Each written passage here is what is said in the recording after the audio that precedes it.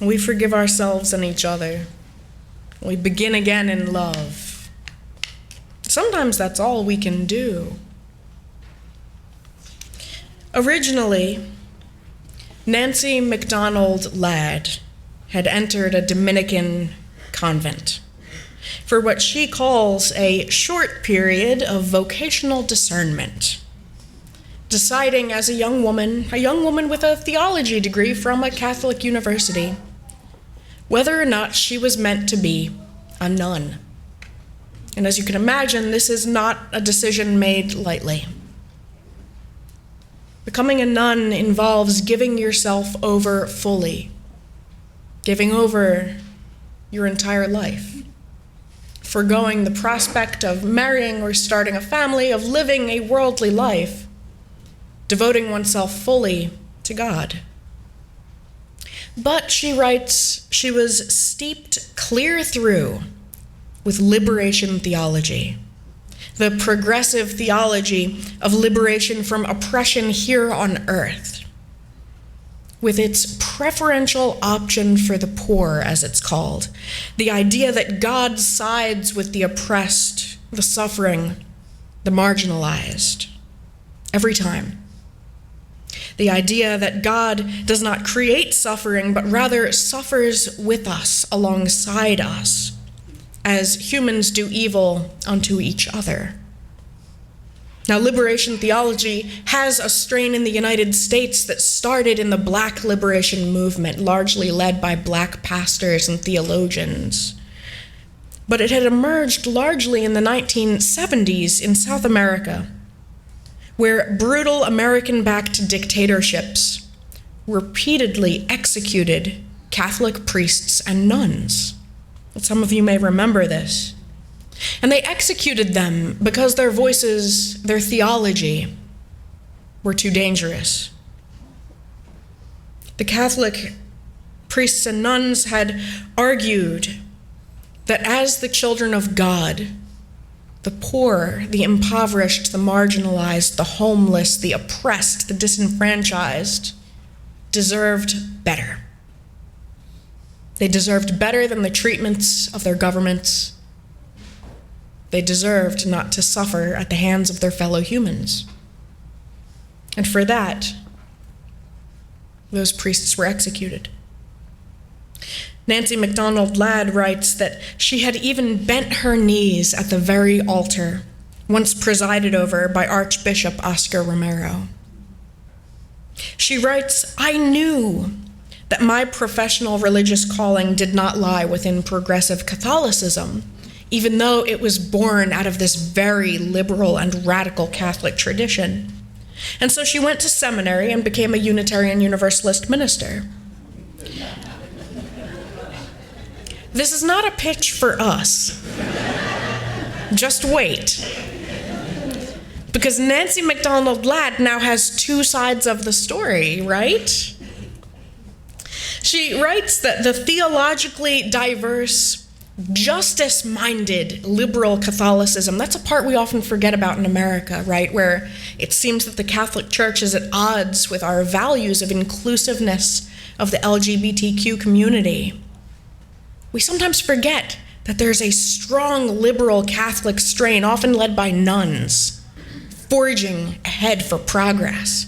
And she writes that theologically diverse and justice-minded Catholicism of her upbringing and our progressive, radically Protestant Reformed tradition didn't seem so far apart, especially, she writes, when it came to activism and advocacy.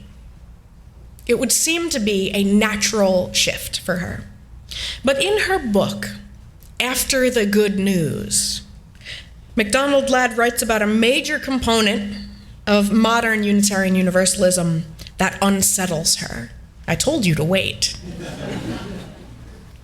Because of her Catholic background, she calls it a feeling down in my gut that ached from the very beginning, a fundamentally disquieting utopian sentiment within the very liberal Protestant tradition that I still have not adequately resolved within myself, she says.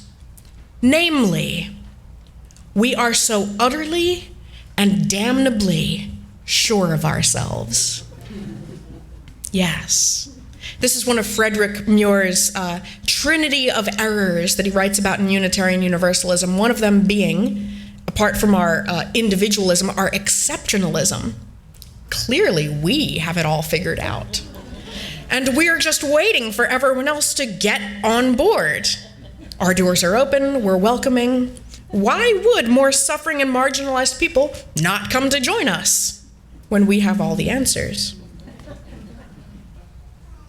MacDonald Ladd writes that Unitarian Universalists are, brace yourselves, this may sting, and it might not apply to you, but it probably applies to some of us.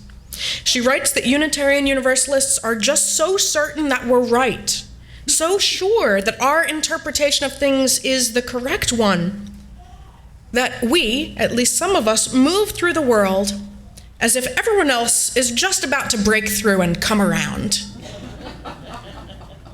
But have they? In those early years, she writes, her early years of having converted to our radically Protestant tradition, and this is someone who has already decided to devote her life fully to the divine. In those early years, I encountered an unexamined, yet oft asserted optimism. Pure optimism, not examined, not looked at too deeply. An optimism regarding human nature itself, and a faithfulness to what we perceived as the generally upward trajectory of history. It's all up from here. And this is the humanist strain of our faith. And I myself am a humanism. But one of the problems of humanism is the belief that humans, we can get this all figured out. We can fix everything. Our progress, together with science, and everything we've learned and all of our advances means that society is just trending upward. Is it? I don't know. She writes, and we, the mostly white, highly educated, and politically progressive religious liberals of our era, we were surely the very ones to serve as our nation's moral compass, situating all others toward true north. Now, truthfully, I wish that were so. I wish that right now, politicians around the country were saying, you know what, we should probably ask the Unitarian Universalists. Just run this by the UUs. See if they have something about this in a covenant somewhere that we could refer to. Now, this section of Nancy MacDonald Ladd's book, and remember it's called After the Good News. This section reminds me of how shocked so many white liberals were by the outcome of the 2016 election. And Saturday Night Live had a great skit about this. So shocked by the outcome, so shocked that society could so rapidly regress to something worse and somehow less promising. What about our promises? It was supposed to be all upward. Moral arc of the universe, isn't it arcing anymore? Where's the arc? And as I spoke about last week in my homily, our very optimistic faith, which has sustained me, can sometimes appear to fall short of comforting us when things don't go well, especially unexpectedly. MacDonald Ladd writes that she wondered often how to reconcile her experiences of trauma and heartbreak with what she calls the almost militant hymns of liberal optimism that we tend to sing. Trauma and heartbreak, regret and mistakes are a part of every human being's experience. Who among us has not had our heart broken and then carried those broken pieces, still jagged within us, to church or anywhere else we go? Always be kind to people at the grocery store, because someone is 30 seconds away from picking up a bag of cranberries and bursting into tears for no reason. And while church is and should be a place that we come to be lifted up, encouraged, and inspired, to have our spiritual fuel tank refilled periodically, it cannot do that believably while neglecting the harder aspects of what it means to be a human. Sometimes we have to talk about the sad and difficult things, and each of us needs a place to come to where those sad and jagged pieces will be held and honored.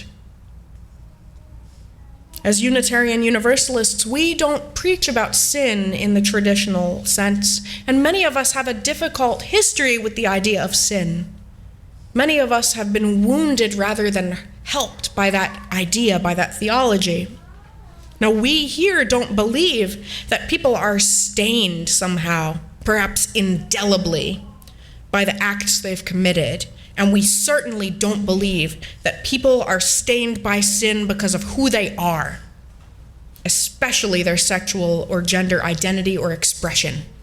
That's not us. Once again, if any politicians would like to check in with the UUs before making policy, that would be just fine. But even Unitarian Universalists who don't believe in sin make mistakes, sometimes grievous ones. Sometimes we sin in the sense that we make choices for bad reasons, selfish reasons that divide us from others, that increase pain and suffering and loneliness and heartbreak, whether because of our pridefulness, whether because we have not fully healed from our past traumas, because of folly. Who here has made the wrong choice at least once?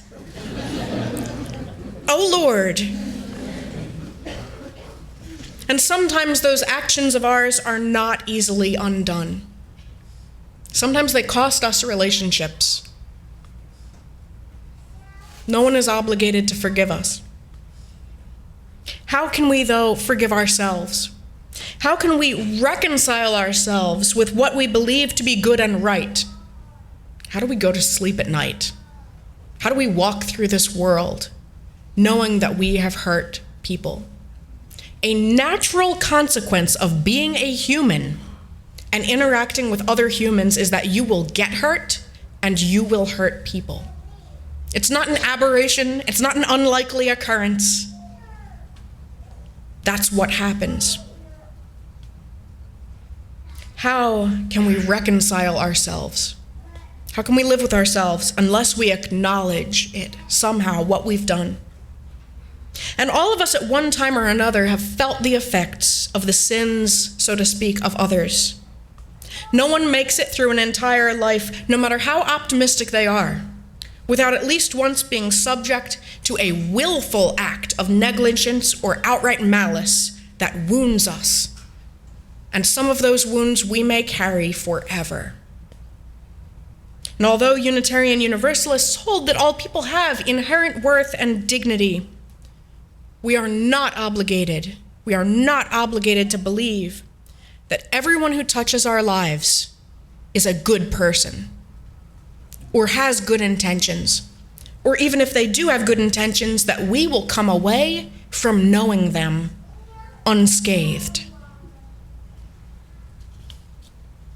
Now, the great universalist paradox, of course, is that we are simultaneously good enough. We are already saved, just as we are, without the need of baptism or purification. We are good enough, while also always having to work towards greater wholeness, because we are still somehow broken. That's the universalist paradox. Now, the wonderful thing about performing rituals at church, like the burning bowl ceremony, is that the ritual somehow formalizes and externalizes and makes tangible what would otherwise fester within us unseen, possibly indefinitely. We can write onto our slips of paper that which is in our heart and bring it out into the world.